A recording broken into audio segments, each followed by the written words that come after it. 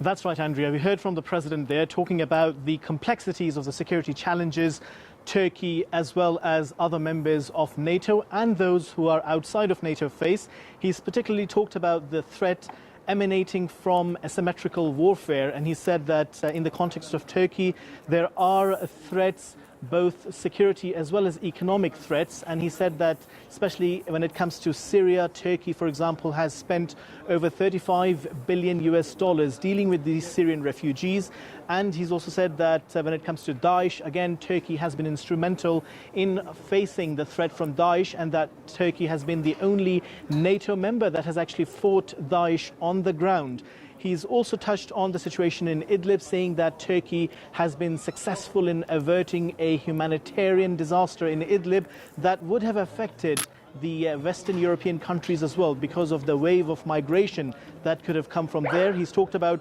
the security threat Turkey is facing from terrorist organizations like the YPG, PKK, saying that these terrorists have killed more than 40,000 people in Turkey. He's also talked about the internal security threats in Turkey, and this is where the point you raised, he's